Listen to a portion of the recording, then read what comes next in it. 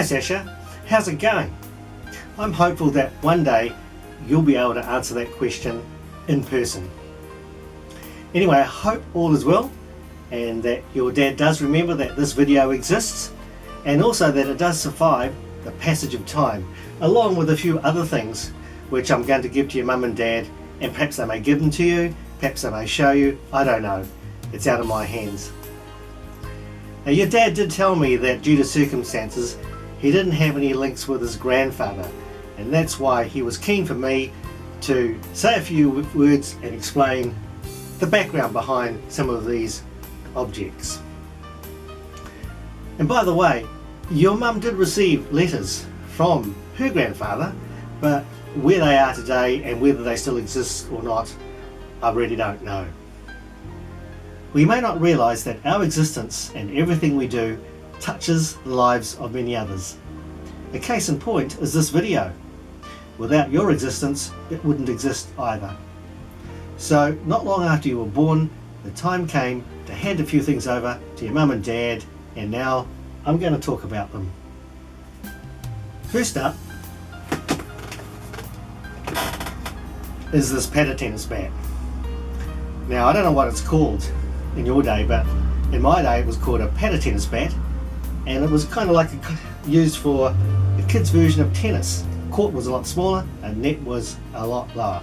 So I had a lot of fun making this and playing games. Now, it's actually got SC on it, that's my initials, but I think that S could stand for Sasha perhaps. But anyway, I made it in 1962 when I was 12 years old. That's 53 years ago from now. I played hundreds of games with my school friends at Crawley Normal School, and sadly some of those friends are not with me today. And I made this as part of a woodworking course which was compulsory back in those days. And I don't mind admitting that I didn't like the subject at all. I thought it was really boring. But anyway, here it is, and 53 years later. Another thing that I made at the time also, which is in the other room, is a tea trolley, and that's in use still today. That was my very last project, and something which I thought, well, I'll just make this. I was 12 years old and I completely forgot about it, but it has been preserved to my surprise and it's still in use today. Next up is this camphor wood chest, which was given to me by my grandmother when I was about 8 years old. It originally was made in China, taken to Hong Kong and brought back to New Zealand by my grandmother, who made many trips between New Zealand, China and Hong Kong. So this chest is at least 57 years old. It's not of high monetary value, but it's of sentimental value. When you open it up, it smells of camphor wood. It's still strong after that length of time.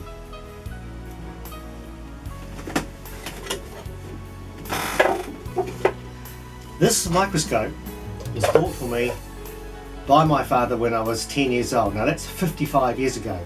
And it still works too. I had lots of fun with it. I'm sure you will. Now originally I actually gave this microscope to Simon, Uncle Simon. But due to circumstances, I'm sure he would be pleased if you looked after it for him. It comes with the original instructions. 55 years old. Made in Japan.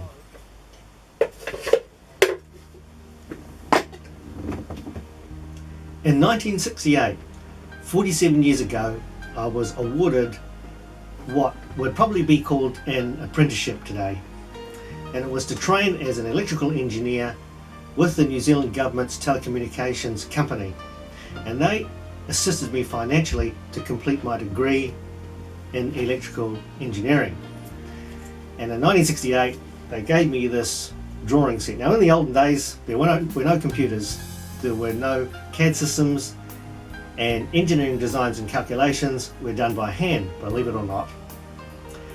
This drawing set was what I used for engineering drawings, and it still works today. Now the great thing about this is it requires no power, unlike many modern devices.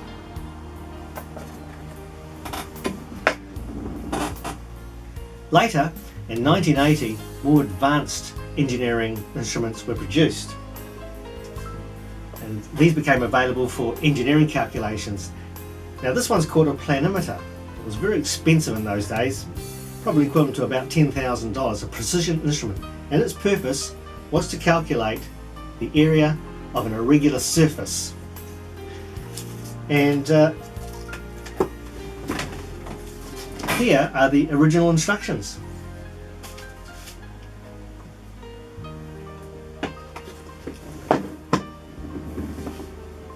And finally, one last item is a mahjong set, a full complete set.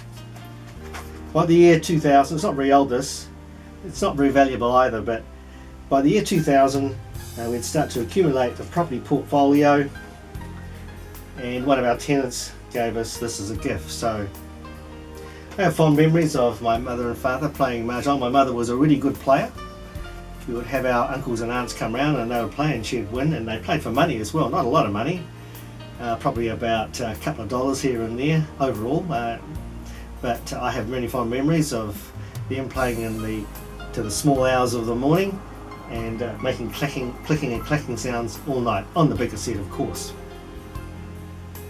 And just before we wrap, a few words from your great-grandmother. Hello Sasha, I held you when you were about 16 days old, and your grandparents took me to visit your mother and to see you for the first time for me. I would like to see you sooner, but I didn't have the opportunity to get down. So I waited till your mum to take you home, and then we came and visit. And after 16 days old, and after that another about 8 days later, I would come and visit you again, and you were grown quite a bit, and I start talking to you, and you really smiled at me. It made me very, very happy to see you smile, and because you're only a few weeks old, and you give everyone a good surprise, because you're so strong even when you're a few weeks old. You're really quite forward in doing things, which I'm very pleased to see. And just now, about a few hours ago, your grandmother bought a picture photo of you start turning over, which I think is amazing how strong you are, to be able to do these things. A lot of babies don't know how to do these things until they're a bit older.